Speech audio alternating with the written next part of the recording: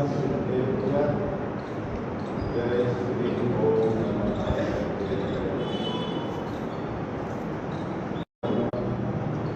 अविरत शब्द मोह प्रक्षाली सकल दुर्गम करंता भूमि उपासना सरस्वती हसो ज्ञान तिमिरांधन ज्ञानांजन शलाकया चक्षुर्मीलितं येन तस्मै श्री परम गुरुवे नमः परम्पराचार्य गुरुवे नमः सकल कलुष विध्वंसकं श्रेयसां परिवर्धकं धर्म संबंधकं भव्य जीव मन प्रतिबोधकारकं पुण्य प्रकाशकं पाप प्रणाश निधिदं शास्त्रं श्री समयसा नाम ये अश्व ग्रहण करता रहा श्री सर्वदेवा तदुग्रहण करता रहा श्री गंधर्देवा प्रतिगंधर्देवा ऐसा रचना सामान्य भगवत कुंद आचार्य द्वारा रचित श्रोता रहा सावधान दया श्रवण करो। मंगलम भगवान वीरो मंगलम गौतमो गणी मंगलम कुंडलवंताय जय विष्णु मंगलम सर्वमंगल मांगल्यम सर्वकल्याणकारकम प्रधानं सर्वधर्माणां जयं जयतु शास्त्रं जयं जयतु शास्त्रं जयं जयतु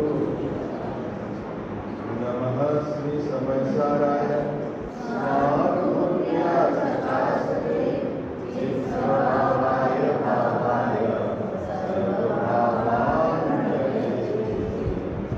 वंदितु सर्वसिद्धि रोमचल मनोवंगति मध्ये मोक्षामि समय पावो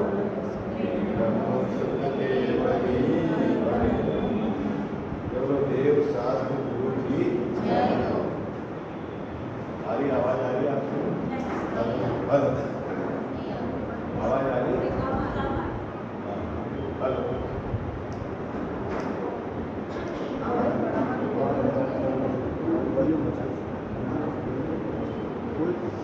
हेलो हेलो माइक तो बंद नहीं है। Hello hello hello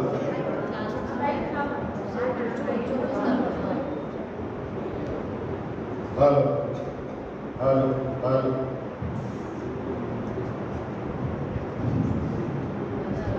hello hello hello hello कल रात में तो ठीक थी आवाज, अभी क्या हो गया? हेलो हेलो सदस्य भी कम हो गए, माइक भी ढीला हो गया। हेलो हेलो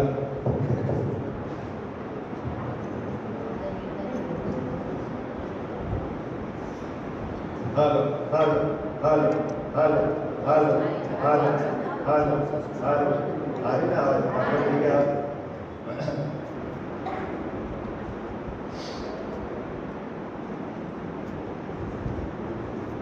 समय साथ ग्रंथाधिराज विराजमान है। आज से लगभग 2000 वर्ष पूर्व इस पावन भरतभूमि भारत क्षेत्र पर कलिकाल सर्वविद आचार्य द्वारा इस पंचम काल के युगों को दी गई एक सर्वोत्कृष्ट भेंट। कल पहले दिवस जैन दर्शन की कुछ विशेषताएं जिस पर अपन ने चर्चा की थी, इस ग्रंथ की कुछ विशेषताओं पर अपन ने विचार किया था और भगवत कुंद आचार्य की क्या प्रतिभा और क्या विशेषता थी उस पर थोड़ा सा अपने विचार किया था। भूमिका को ज्यादा लंबा न करते हुए अब अपन मूल विषय पर आते हैं। कल एक बात अपन ने आपके विचार के लिए छोड़ी थी, आगम और अध्यात्म में क्या अंतर है, क्योंकि ये अध्यात्म का सर्वोत्कृष्ट ग्रंथ है। समय साथ किसका ग्रंथ है आपने सुना होगा ना, क्या अध्यात्म का सर्वोत्कृष्ट ग्रंथ है। आगम और अध्यात्म इसमें क्या अंतर है? आगम किसको कहना और अध्यात्म किसको कहना, थोड़ा सा आपको अंतर पता होना चाहिए। आगम आपके वचन को आगम कहते हैं, क्या आपके वचन को आगम कहते हैं। और एक और परिभाषा आपको मिलेगी कि आचार्य परंपरा से जो हमें प्राप्त है, वह आचार्य परंपरा से जो आगत है, प्राप्त है, वो आगम कहलाता है। दो परिभाषा मिलेगी आपको, क्या? एक तो जिनेंद्र भगवान के वचन, आपके वचन, केवली भगवान के वचन, वो आगम है। और एक आचार्य परंपरा से जो हमें प्राप्त है, वो आगम है। तो फिर अध्यात्म क्या है? क्या समय सार आचार्य परंपरा से प्राप्त नहीं है? क्या समय सार केवली भगवान के वचन में नहीं आया? नहीं, अध्यात्म भी आगम का हिस्सा है। तो फिर इसको अध्यात्म नाम क्यों दिया गया? आगम के जिस भाग में, आगम में जिस हिस्से में शुद्धात्मा की मुख्यता से अनुष्ठान किया जाता है, उसको अध्यात्म कहते हैं। आई बात समझ? अध्यात्म किसको कहना? जिस ग्रंथ में है ना, जिस विधान में शुद्धात्मा की मुख्यता से अनुष्ठान किया जाता है, ठीक है, वह कहलाता है अध्यात्म। तो अध्यात्म के अंदर विषय वस्तु क्या रहेगी? शुद्धात्मा, अपना शुद्धात्मा वो विषय वस्तु रहेगी। और जिस उसको केंद्रित कर जो मुख्यता से उसका कथन करता है, वो कहलाता है अध्यात्म। ठीक है, अंतर समझ में आ गया ना आपको, आगम और अध्यात्म। तो ये अध्यात्म का सर्वोत्कृष्ट ग्रंथ है। इस ग्रंथ के पूर्व रंग की 12 गाथाएं हैं, जिसके आधार से अपन यहाँ पर 10 लक्षण पर्वों में विचार करेंगे। आचार्य जयसेन स्वामी ने 2 गाथा, 6ठी और 7वीं, 2 गाथा को भी लघु समय सार कहा। और 12 गाथा के अंत में उन्होंने जो टीका लिखी, उसमें ये कहा कि अब समय सार पूरा हो गया है, जिसको शॉर्ट में समय सार समझना है, उसके लिए 12 गाथा तक काम हो गया। और अब आगे जो 415 गाथा है, वो उसका विस्तार है। जयसेन स्वामी की टीका में कुछ गाथाएं अधिक मिलती है। अभी वो क्या है, क्यों है, अभी उसकी चर्चा पे नहीं, क्योंकि अपन अभी मूल बात पर विचार करेंगे। ठीक है, अभी आप निकालिए ग्रंथ का सबसे पहला भाग, क्योंकि मुझे आपकी प्रैक्टिस भी डालनी है कि आप एक तो नियमित स्वाध्याय में आए और खुद भी करें, है ना। यहाँ पर वो क्रम आपको डालना है। गुरुदेव श्री की सीढ़ी चलती है तो आपको भाव भी पकड़ना आना चाहिए। और मुख्य रूप से शायद प्रकाश भाई समय सार ही चलता होगा सीढ़ी में कि है, अभी प्रवचन सार चल रहा है। ठीक है, तो आप उससे कैसे जुड़े और कैसे भाव को पकड़े, मैं 10 दिन आपको बस वो ट्रिक बताऊंगा, ताकि आपको उस महिमा आएगी। और जब आपको उसकी कीमत आएगी तो फिर आपका जो है रुचि के अनुसार भी नहीं भागता है। फिर आपको कहना नहीं पड़ेगा आपको मंदिर आना है, आपको सुनना है, आपका जैसे समय निकलेगा और आप उसमें लग जाएंगे। ठीक है, निकालिए पहला नंबर का पेज, है ना। इसमें सबसे पहले कलश है, मिल गया आपको पेज।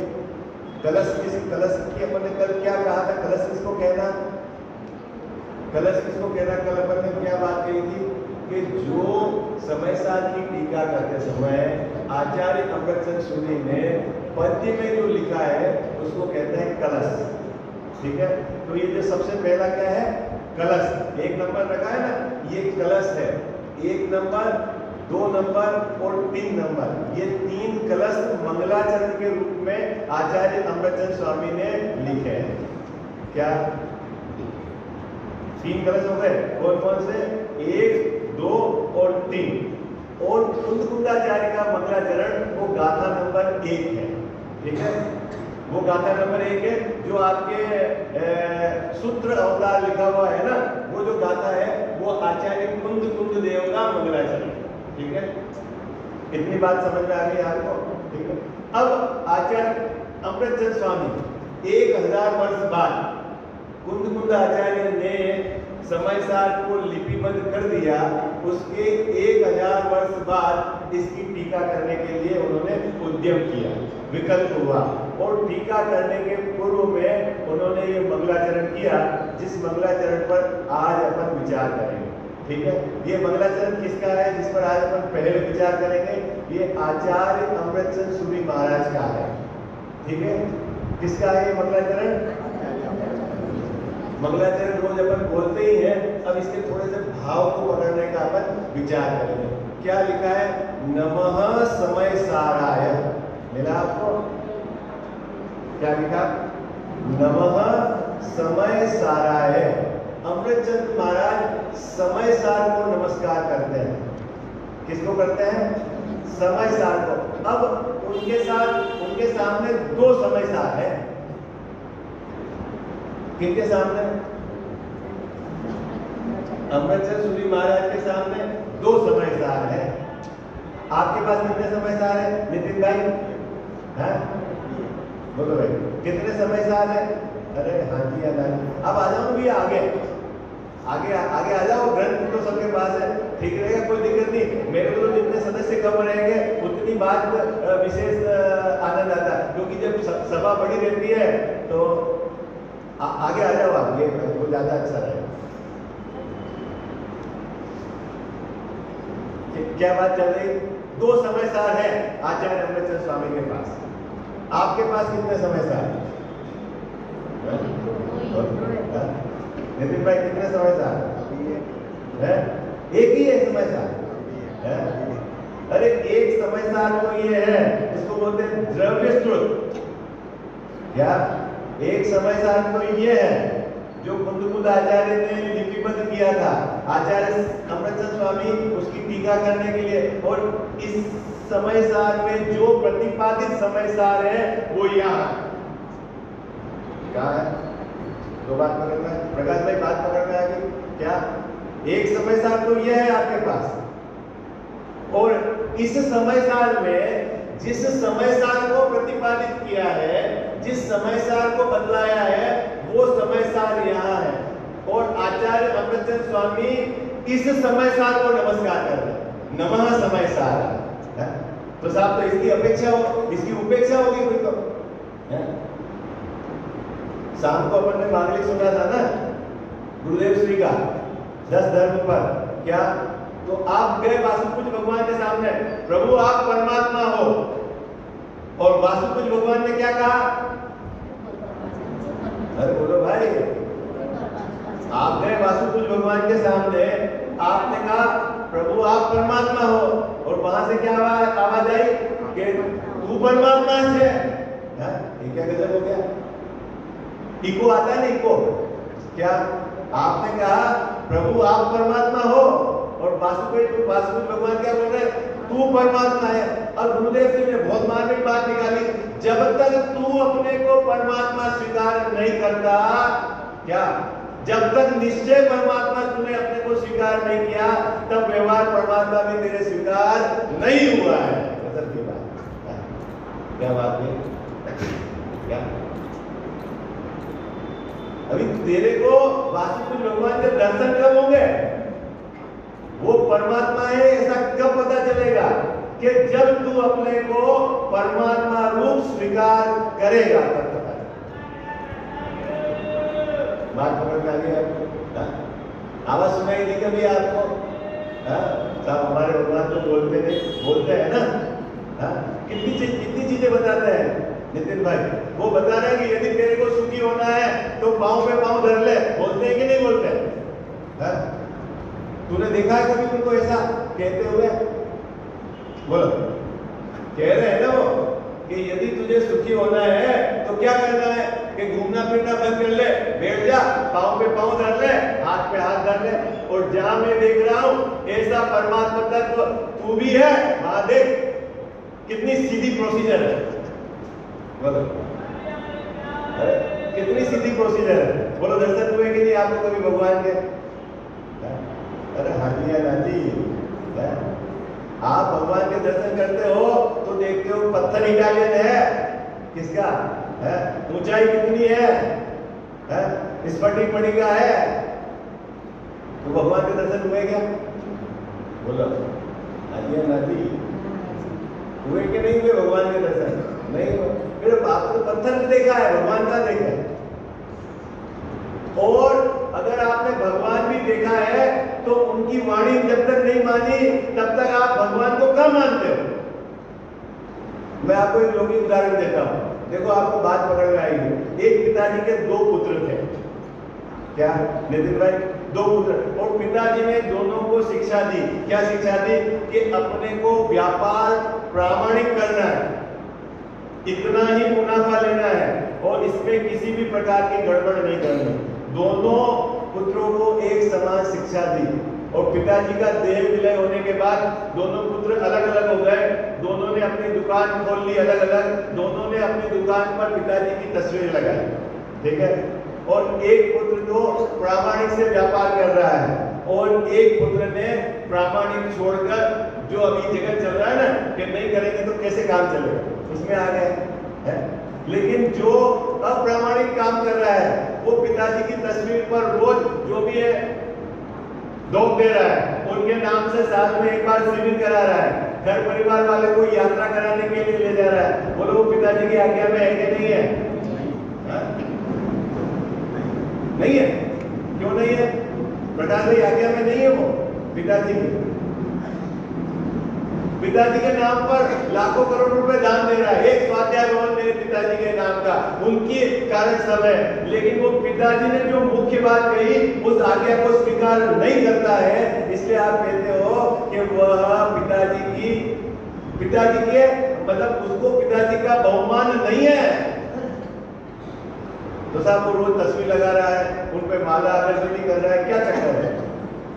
आप क्या बोलोगे? ये तो सब है दिखावा है। क्या? ठीक उसी प्रकार आप वासुकुल भगवान के सामने आए हो और वो कह रहे हैं कि तू परमात्मा है, नक्की कर। तू मेरे साथ सामने खड़ा रहेगा, मेरे गीत गाएगा तो तेरे को पुण्य का पदार्थ मिल जाएगा।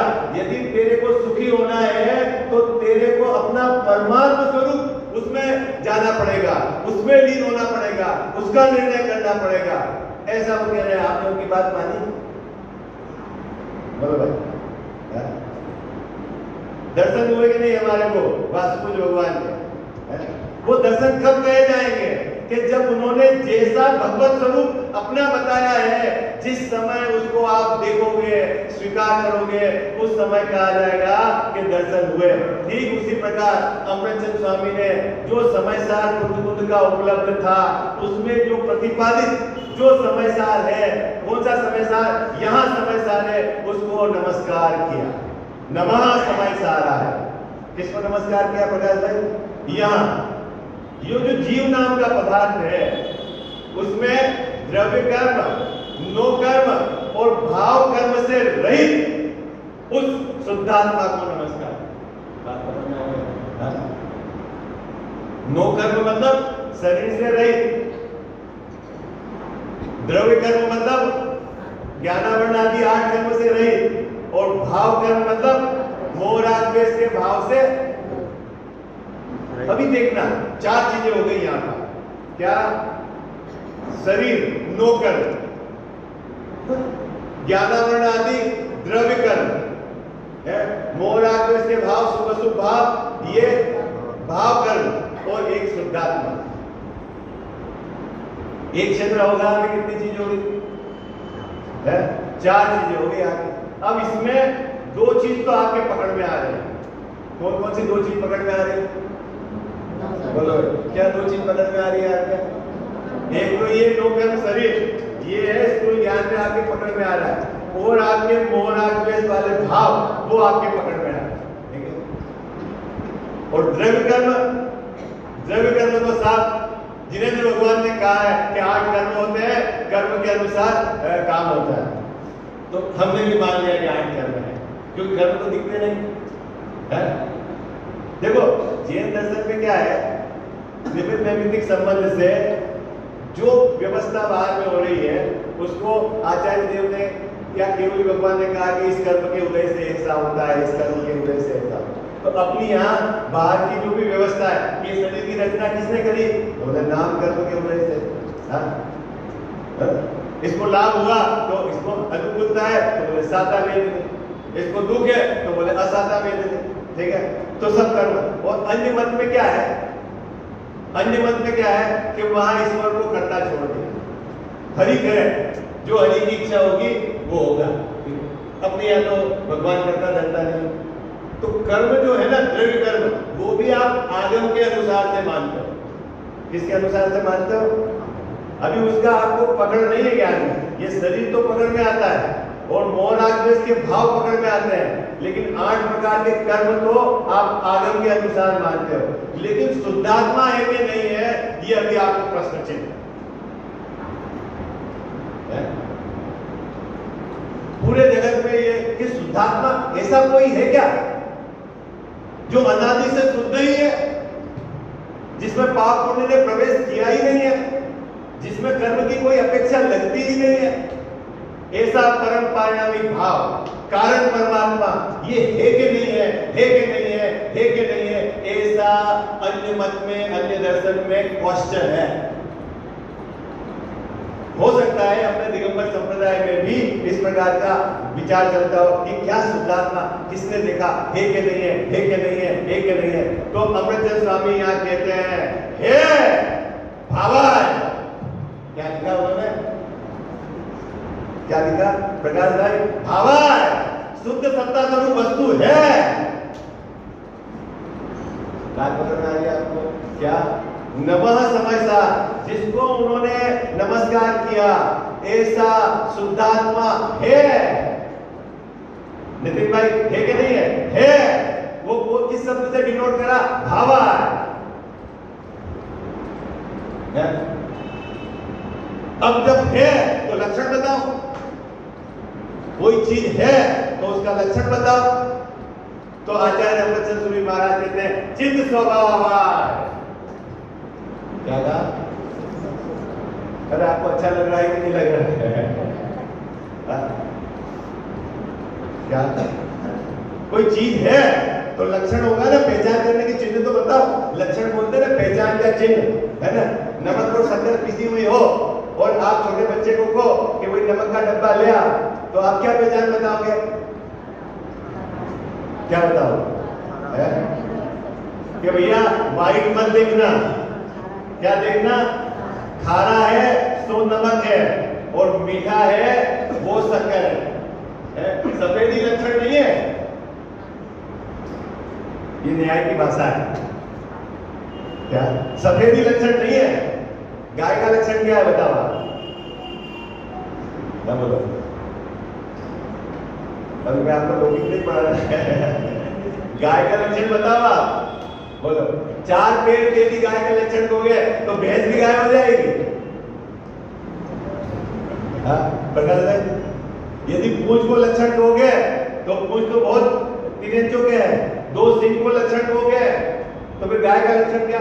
अरे मिली हुई वस्तुओं में से जिसके माध्यम से उस वस्तु को छाट ले, निकाल ले, जिसकी पहचान कर ले, वो लक्षण कहलाता है। गाय के गले की झालर है वो लक्षण है।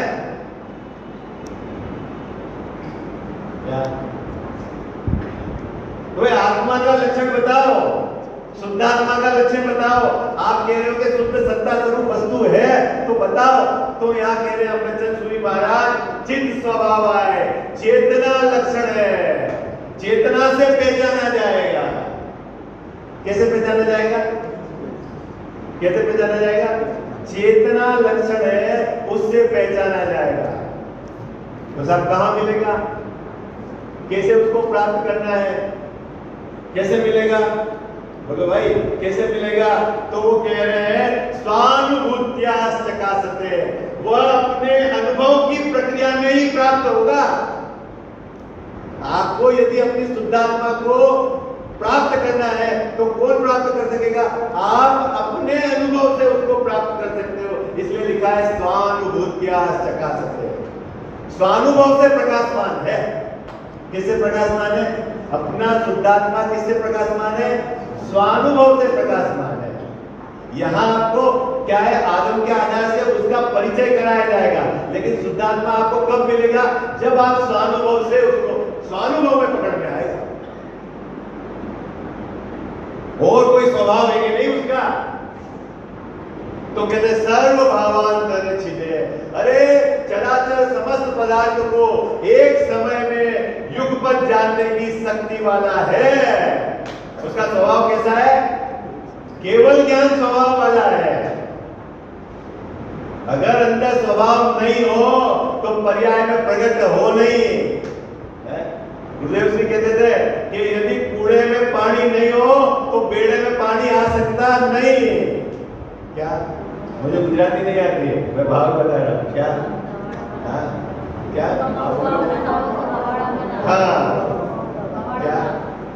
जब कुएं में पानी होगा तब तो उसके बेड़े में आएगा पानी, ठीक है। अगर जो सिद्ध बने हैं, अनंत बने हैं, जिनकी पर्याय में केवल ज्ञान प्रकट हुआ है, अंदर शक्ति पड़ी होगी तभी तो व्यक्ति होगी।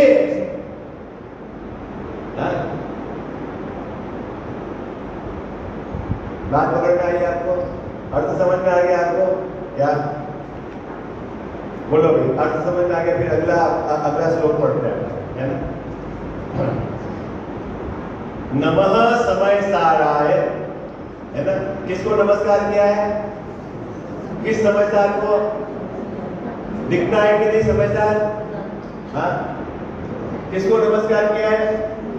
जो द्रव्य कर्म, भाव कर्म और मोह कर्म से रहित ऐसा जो शुद्धात्म तत्व है, उसको यहाँ आचार्य अमृतचंद सूरी महाराज ने ग्रंथ के मंगलाचरण में नमस्कार किया है कि नहीं? वो है। उसके लिए क्या शब्द डाला है? भावाय है। तो लक्षण क्या है? चित्त स्वभावाय, चेतना लक्षण वाला। कैसे प्राप्त होगा? कि स्वानुभूत क्या प्रकाशते, चकाशते, स्वानुभव से वो प्राप्त होगा। और क्या उसकी विशेषता है? सर्व भावांतर छिदे, सब चराचर पदार्थ को, जितने द्रव्य है उनके गुण पर्याय सबको जानने वाला है, ऐसी शक्ति को रखता हो। ठीक है। अब न्याय की भाषा का जो है टीका, वो आप अपने घर पर पढ़ना, है ना। कौन कौन से मत का खंडन होता है, क्योंकि अपने को कहां तक पहुंचना है? 11वें नंबर की गाथा है, वो मुझे चलानी है। क्या है? मैं आपको 11वें नंबर की गाथा पे केंद्रित रहकर वहां तक पहुंचकर उस विषय को चलाना है, ठीक है। तो ये पहला अपन ने मंगलाचरण आचार्य अमृतचंद सूरी महाराज का करा। अब दूसरा मंगलाचरण उन्होंने जिनवाणी माता का, किसका करा है? सरस्वती माता, है ना। गाथा मतलब इसका जो है कलश नंबर 2, अनंत धर्मणस्त तत्व। मिल गया आपको? बोलो भाई, आपकी तो कंठ बहुत अच्छा है, आपके गुजरात वालों का। पाठ करो आज।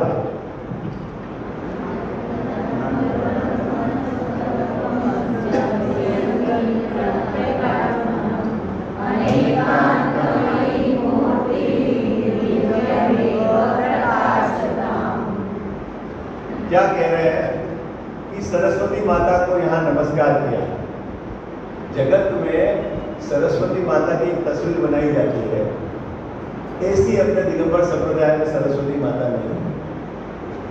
अपनी यहाँ सरस्वती माता मतलब इसको सम्यक ज्ञान जो है वो सरस्वती क्या है?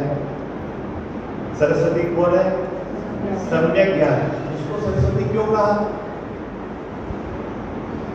तो यहाँ बहुत सुंदर बात लिखी। क्या?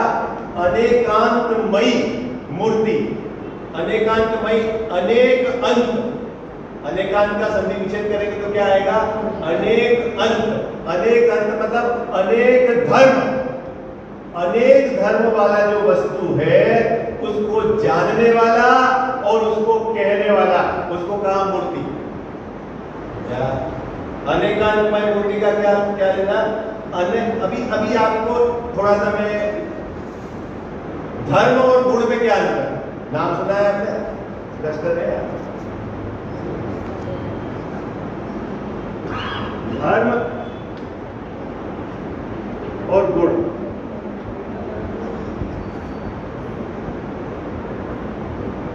अरे नाम तो सुना है, धर्म और गुण। धर्म किसको कहना, गुण किसको कहना? बोलो भाई, जल्दी बोलो। हाँ? आत्मा में अनंत धर्म है और अनंत गुण है। कितने गुण है नीलेश भैया? कितने गुण है? अनंत मतलब अनंत में पकड़ में आता है कितने गुण है? बुद्धदेव जी कहते थे, आपने यदि सुना हो उनका मांगलिक, तो जीव कितने हैं? अनंत। और जीव से पुद्गल कितने हैं? अनंत गुना। और पुद्गल से अनंत गुना 3 काल के समय है, और उससे भी अनंत गुना एक जीव में गुण है।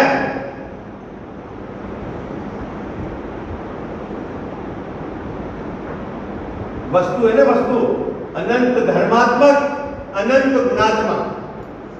अब मेरा प्रश्न है कि धर्म और गुण में अंतर क्या है? ये ऐसे क्लास चलेगी तो चलेगी आगे? हाँ? किसको कहना धर्म और किसको कहना गुण? सबसे सरल में आपको बिल्कुल लॉजिक जो याद रहेगा, जिनका परिणमन होए वो तो है गुण, और जो परस्पर विरुद्ध होकर भी वस्तु के लिए अविरुद्ध है वो है धर्म। जिनका परिणमन नहीं होता लेकिन परस्पर विरुद्ध रहकर भी वस्तु को टिकाए हुए रखते हैं वो कहलाते हैं धर्म। याद रहेगा आपको? मेरे को थोड़ा सा लग रहा है गला की तरह, आवाज अब तेज थोड़ी होगी इसकी।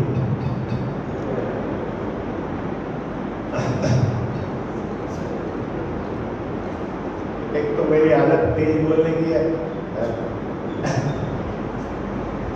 हेलो, चल, हाँ हो गया ना? Yes, hello. धर्म किसको कहते हैं? अब तो बहुत सही हो गया भाई, परेशान हो गए थे। तो होने वाली जो जिस काल में काम होना होता है ना, उसी काल में होता है। होते हुए काम का सिर्फ पर ज्ञाता दृष्टा है। अगर आपने फेरफार करने का विकल्प किया है तो सिर्फ परेशानी ही मिलेगी। बोलो, क्या रेत से कोई घी निकालना चाहे, रेत से क्या मिलेगा उसको? बोलो नितिन भैया, क्या मिलेगा? घी मिलेगा? घी तो नहीं मिलेगा, लेकिन क्या मिलेगा? थकान मिलेगी, परेशानी मिलेगी, दुख मिलेगा। आई बात। ऐसे ही 5 इंद्रिय के भोगों से यदि सुख चाहो तो क्या मिलेगा? अरे बोलो भाई, अरे बोलो, हाँ क्या मिलेगा नितिन भाई? कुछ तो मिलेगा। क्या मिलेगा? थकान मिलेगी, दुख मिलेगा। हाँ चलो, अभी अपन तो बात करते हैं धर्म किसको कहना, गुण किसको कहना। हाँ? गुण जिनका परिणमन होता है, गुणों का परिणमन होता है, गुणों के विकार को पर्याय कहते हैं। और धर्म का परिणमन नहीं होता, लेकिन वस्तु में परस्पर विरुद्धता लिए हुए धर्म है जो वस्तु को टिकाए रखते हैं, वो कहलाते हैं धर्म। याद रहेगा आपको? ठीक है। अभी आगे इसमें धर्म क्या है, नित्य, अनित्य, एक, अनेक, अभी आगे चर्चा है, अपन करेंगे उसकी। ठीक है। अभी एक और मैं आपको यह एंगल क्लू दे देता हूं कि दृष्टि के विषय में धर्म को और पर्याय को दोनों को बाहर रखा है। क्या प्रकाश भाई? ठीक है, कठिन तो नहीं लग रहा? क्या है? मैं दृष्टि का जो विषय है जिस पर अपन थोड़ा सा आपका बेस मजबूत हो जाए, फिर अपन उसी की चर्चा करें। उसमें धर्म को भी बाहर रखा है और पर्याय को भी बाहर रखा है, और वस्तु में धर्म भी है और पर्याय भी है। मजेदार बात क्या? वस्तु में धर्म भी है, पर्याय के बिना कोई वस्तु नहीं है। कोई भी वस्तु पर्याय के बिना नहीं होती है, और प्रत्येक वस्तु में अनंत धर्म परस्पर विरोधी है परस्पर विरोधी, लेकिन दोनों वस्तु को टिकाए रखने में काम करते हैं। देखिए मैं आपको बताता हूं एक लौकिक उदाहरण है ना। एक तो है आपके बॉडी के अंदर रेड ब्लड सेल और एक होता है व्हाइट ब्लड सेल। क्या होता है? आरबीसी और डब्ल्यूबीसी ऐसा बोलते हैं ना है? और ये थोड़ा कठिन पड़ता हो तो अपने देश की बात करते हैं। एक तो अपने देश में गृह मंत्री और एक है विदेश मंत्री।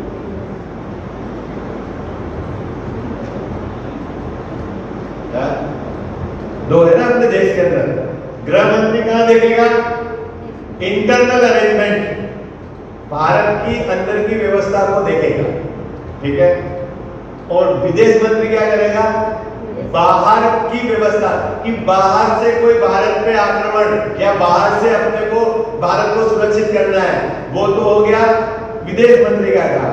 और गृह मंत्री का काम के अंदर में क्या है, गड़बड़ नहीं हो है तो वो क्या है, उसका है गृह मंत्री का काम। दोनों क्या करते हैं, भले एक बाहर को देखता है एक अंदर को देखता है, लेकिन भारत को टिकाए रखता है। ठीक उसी प्रकार परस्पर जो धर्म है क्या, वो एक इंटरनल अरेंजमेंट करता है और एक बाहर वाली चीज को अंदर बाहर से, इसीलिए वस्तु को टिकाए रखता है। ठीक है, समझ में आ गया आपको धर्म और गुण में अंतर। अभी इसको दृष्टि के विषय में क्यों नहीं लिया मुद्दा तो क्या, जब वस्तु में है तो दृष्टि के विषय में क्यों नहीं लिया, पर्याय क्यों नहीं लिया दृष्टि के विषय में, ये बताओ आप। बोलो भाई, आप तो यहाँ पे मुझे तो बोला बहुत स्वाध्याय करने वाले नित्य, पर्याय क्यों नहीं लिया दृष्टि के विषय में? हाँ, उसकी अनित्यता के कारण। किसके? पर्याय को यद्यपि वस्तु में है और पर्याय एक समय का सत्य है, असत नहीं है। जैन दर्शन में असत नाम का उत्पाद हो ही नहीं सकता। पर्याय भी एक समय का सत्य है, एक समय उसकी सत्ता है, लेकिन अनित्य होने के कारण उसको दृष्टि के विषय में सम्मिलित नहीं किया। और दूसरा, धर्म में भी क्या है, परस्पर विरोध होने के कारण, क्या परस्पर विरोध होने के कारण विकल्प खड़े होते हैं, इसीलिए धर्म को भी दृष्टि के विषय में सम्मिलित नहीं किया है। लेकिन सरस्वती माता कैसी है, जो अनंत धर्म वाला जो आत्म तत्व है उसको बतलाती है, जयवंत हो ऐसा कहते हैं, उसका प्रकाश बना रहे।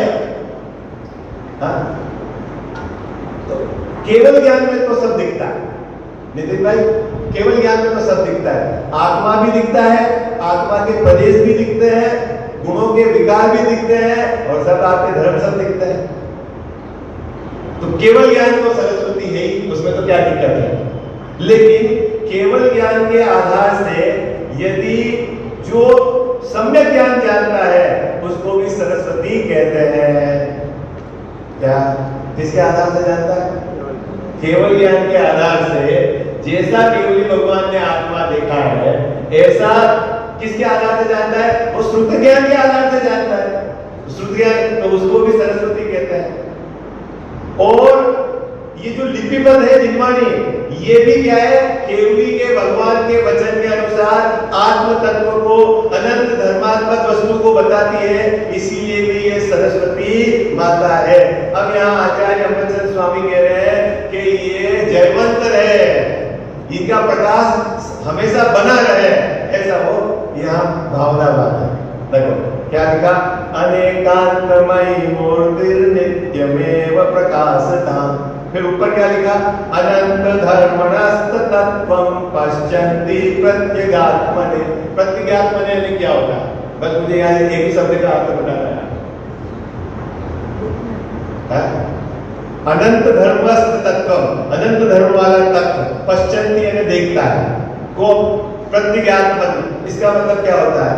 देखो यहाँ क्या कह रहे हैं, पर द्रव्य के गुण और परद्रव्य के निमित्त से होने वाले विकारी भाव, उससे भिन्न जो आत्मा को देखता है, जो आत्मा को बतलाता है, वो जयवंत है। क्योंकि समझदार का यहाँ टीका करते ना आचार्य। अभी देखो मैं पढ़ता हूँ 2 पैराग्राफ फटाफट, आपको धर्म और गुण के अंतर में समझ आना। निकालिए आप पेज नंबर पीछे, इसकी टीका है जो छाबड़ा साहब ने की, पेज नंबर 4। मैं ज्यादा इसकी व्याख्या नहीं करूंगा क्योंकि मुझे आज के दिन वहां तक पहुंचना है, मंगलाचरण जो है कुंदकुंदाचार्य का। ठीक है, यहां कोई प्रश्न करता है, मिल गया आपको पेज नंबर 4 पैराग्राफ नंबर 2। यहां कोई प्रश्न करता है कि आत्मा को अनंत धर्म वाला कहा, सो उसमें वे अनंत धर्म कौन कौन से हैं? उसका उत्तर देते हुए कहते हैं, वस्तु में अस्तित्व, वस्तुत्व, प्रमेयत्व, प्रदेशत्व, चेतनत्व, अचेतनत्व, मूर्तिकत्व, अमूर्तिकत्व इत्यादि तो गुण है ना।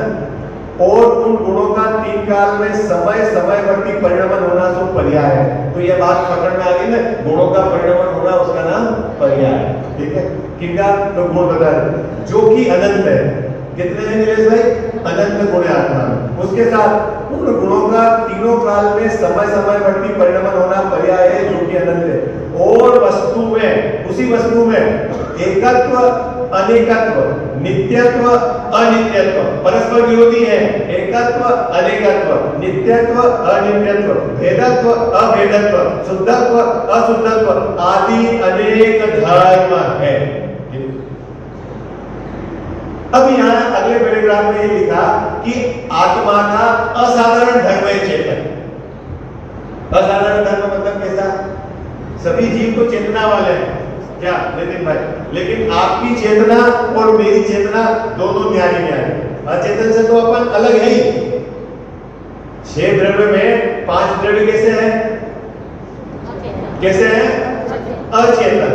और जीव कैसा है? चेतन।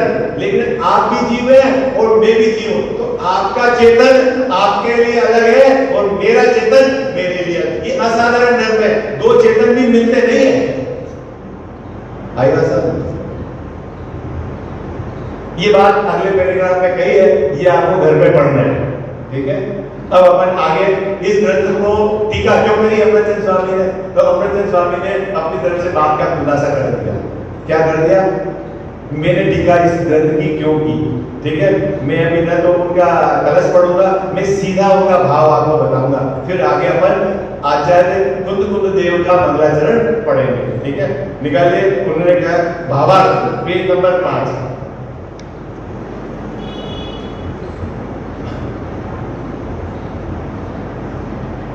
आचार्य देव कहते हैं कि शुद्ध द्रव्यार्थी न से मैं शुद्ध चैतन्य मात्र मूर्ति हूं, किंतु मेरी परिणति मोह कर्म के उदय का निमित्त पाकर मिली है, रागाधिक हो रही है। किसकी बात कर रहे हैं? आचार्य अमृतचंद स्वामी किसकी बात करके? उनकी परिणति में मोह कर्म के उदय से रागाधिक हो रहे हैं। कौन सा राग उनके विद्यमान है? कौन सा राग विद्यमान है उनके? उनके स्वंजलन का राग विद्यमान है ना। भावलिंगी संत है तो उनके कौन सा राग विद्यमान है? स्वंजलन का राग विद्यमान है। और उस राग से वो पीड़ित है, उस राग को मेटना चाहते हैं। और उस राग को मेटने के लिए उन्होंने क्या उद्यम किया कि मैं समय सार की टीका लिखूंगा। ठीक है, अब अपन समय सार क्यों पढ़ रहे हैं? हमारे पास तो उनसे ज्यादा स्टॉक है। अरे भैया प्रकाश भाई, उनसे तो ज्यादा स्टॉक है हमारे पास। ठीक है, तो आपका उद्देश्य नक्की हो गया ना कि मैं क्यों समय सार का पाठ करूं? कि मेरे भी जो है परिणति मेली हो रही है। किससे मेली हो रही है?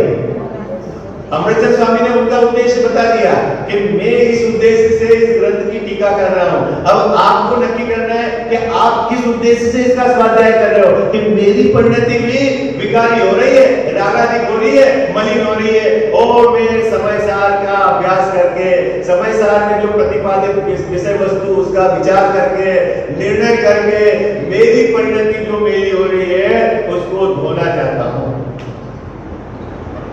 आप सबका लक्ष्य नक्की हो गया, निर्धारित हो गया आपका लक्ष्य। क्या करना है अपने को? समय सार का अपन क्यों स्वाध्याय कर रहे हैं? क्यों करना चाहते हैं समय सार का स्वाध्याय?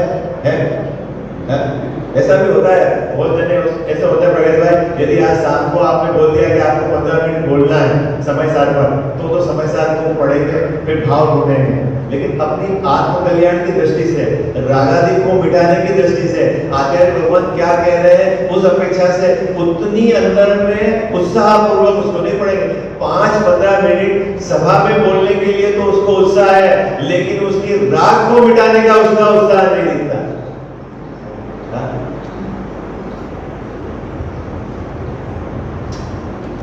और उत्साह के अनुसार विधि चलता है। आपको पता है या पूजा में बोलोगे आप, दान दे मन हरस अभिषेक है, ऐसा बोलते हो?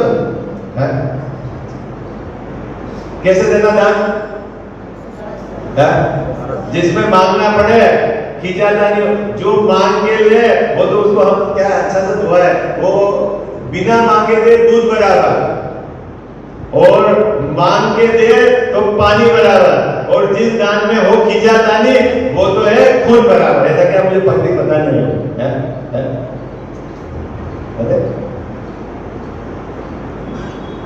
आपको पता ही नहीं है कि क्या भाव होते हैं।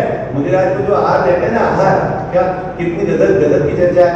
अपने निमित्त से वो भोजन शुद्ध भोजन बनाता है ना, अपने निमित्त से शुद्ध भोजन बनाता है, और समय पाकर वो मुनिराज को पड़गान के लिए घर के बाहर खड़ा रहता है, और अंदर में ऐसी उत्कृष्ट भावना रहती है, आज तो मेरा बना हुआ आहार किसके लिए बनाया है? आहार मेरे, जो मैंने अपने लिए आहार बनाया है, ये आहार रत्नत्रय के लिए जाना चाहिए।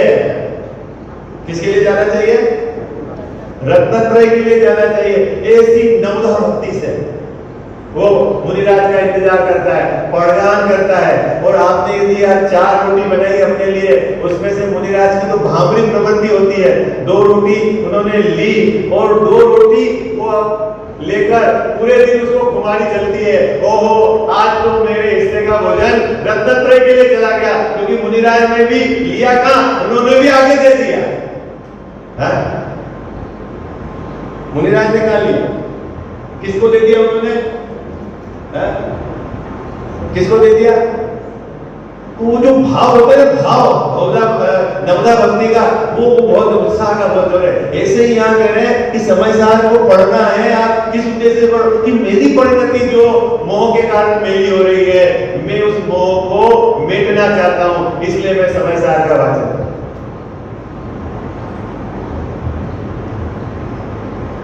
ठीक है, ये तो उन्होंने अपना जो आचार्य अमृतचंद सूरी महाराज ने 3 कलश लिखे, उसका अपने मोटा मोटी अर्थ है।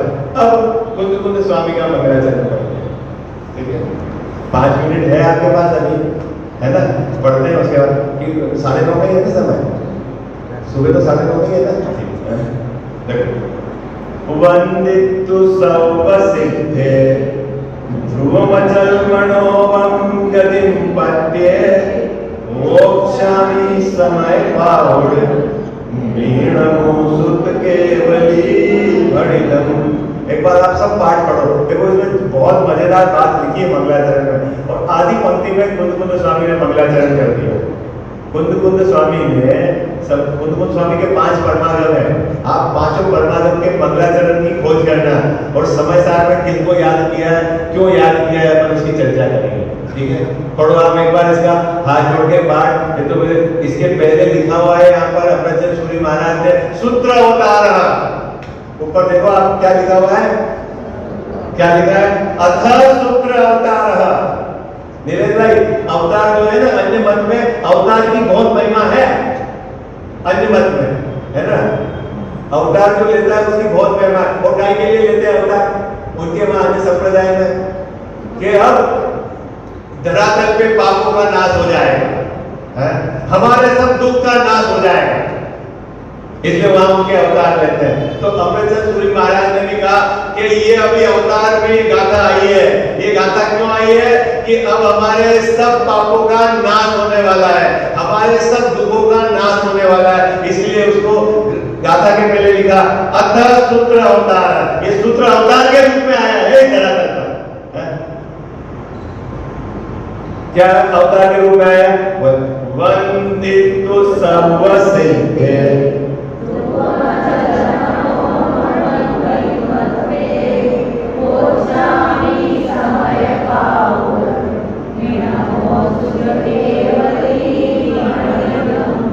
समस्त सिद्ध शिला पर 45 लाख योजन की है सिद्ध शिला, एक में अनेक विराजते सभी सिद्धों को अपने हृदय में बुलाकर आचार्य कुंद स्वामी कहते वंदित तो सर्व सिद्ध है। मैं सभी सिद्ध भगवानों को नमस्कार करता हूं। और 3 उपमा के साथ उन्होंने उनके कि कैसे है सिद्ध भगवान, तो बोले ध्रुव, अचल और अनुपम गति को प्राप्त है, ऐसे सभी सिद्ध भगवान को मैं नमस्कार करता हूं। साहब सिद्ध भगवान को क्यों नमस्कार किया? बस आप समय साथ लिख रहे हैं तो सिद्ध भगवान को नमस्कार करेंगे। तो सिद्ध भगवान है कैसे, उनको क्यों नमस्कार किया, उसके लिए आचार्य अमरचंद सूरी महाराज ने बहुत सुंदर और सटीक उसकी टीका लिखी है। आप निकालिए टीका। मैं इसलिए आपको पढ़ा रहा हूं, नहीं बोलूंगा तो आप ग्रंथ में नहीं ढूंढ पाओगे, आप ताकि आप कभी पढ़ोगे तो आपको पता चलेगा कि ग्रंथ में क्या लिखा हुआ। इसलिए ग्रंथ आप बिल्कुल सुबह और शाम को रखना। कल तो अपना ऐसा था कि प्रस्तावना थी, अभी शाम को भी हम ग्रंथ के आधार से पढ़ाएंगे। ठीक है, देखो निकालिए आप टीका। ठीक है,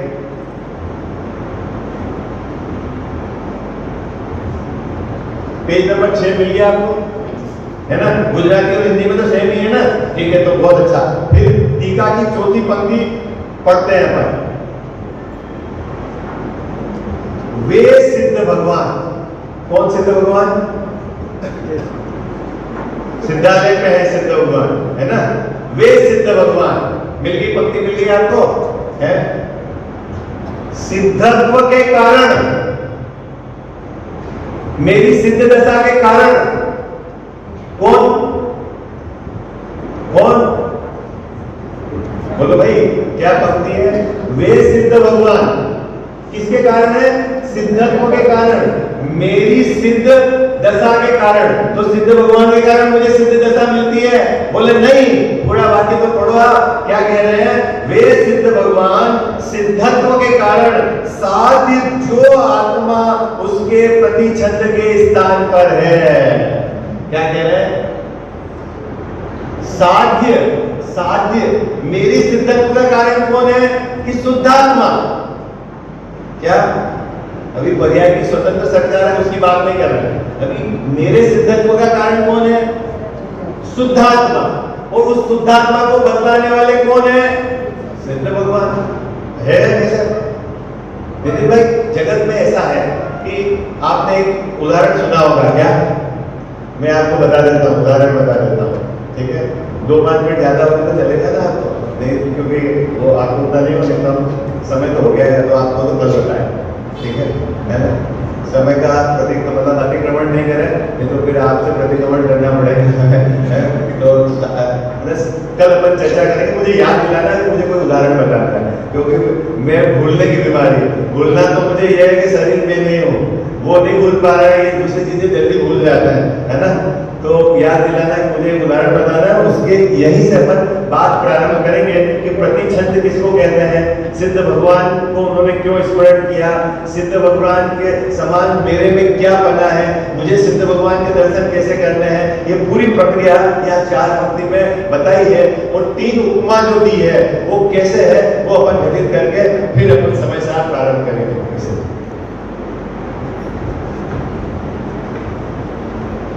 अभी आपका माइंड का अरेंजमेंट बिल्कुल सही है ना। अब आप इस तरह से सेट कर देना ताकि क्या है कि अपना